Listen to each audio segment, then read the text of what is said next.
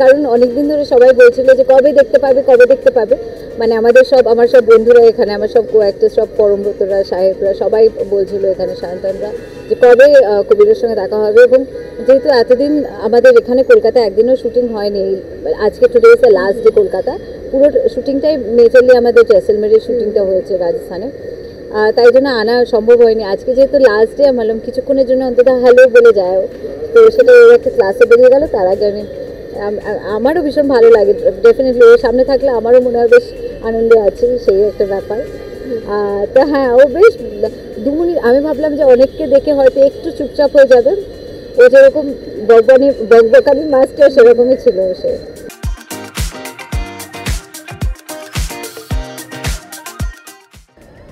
আসলে জকেট ধন গোছের ছবিগুলোতে চরিত্রের থেকেও যেটা বড় সেটা হচ্ছে যে রহস্য সন্ধানটা থাকে, যে গুপ্তধন সন্ধানটা থাকে, বা যে যে অ্যাডভেঞ্চারটায় যাওয়া হয়, সেই অ্যাডভেঞ্চারটাই সব থেকে বড় ভূমিকা পালন করে।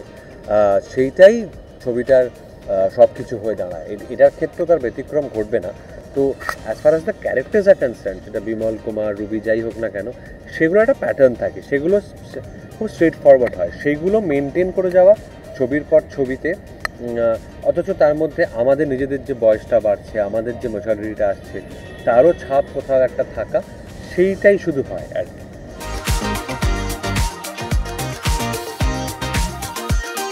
আমি আমার ক্যারিয়ারে এত সিনেমা করেছি, কিন্তু সোনার কেল্লা, জকের ধন আমার কাছে ভীষণই স্পেশাল হয়ে থাকবে, কারণ সোনার কেল্লার নামের জন্য।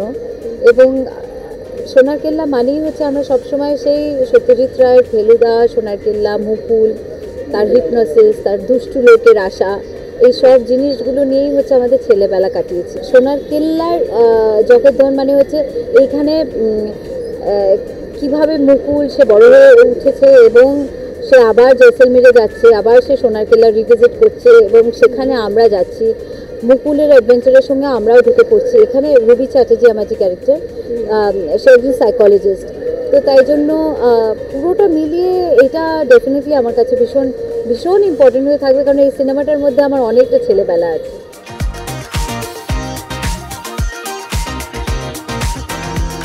তো স্ট্রাগল মনে হয়নি প্রথমত, যেরকম বললাম, এত একটা আনন্দদায়ক শুটিংয়ের পরিবেশ ছিল, এবং এত ভালো লাগার একটা জায়গায় গিয়ে আমরা কাজটা করছি। আমি তো সবসময় বলি যে আমার বন্ধুবান্ধবরা অনেকেই হয়তো চাকরি করে, অফিসে যায়, আমাদের কাজটাই এমন যে আমাদেরকে সারা দেশ বিদেশ ঘুরে কাজ করতে হয়। এটা তো একটা বিরাট বড় পাওয়া, আমি নিজেকে প্রচণ্ড ভাগ্যবান মনে করি। তো সেই জায়গার থেকে কোনো কষ্টকেই কষ্ট মনে হয় না।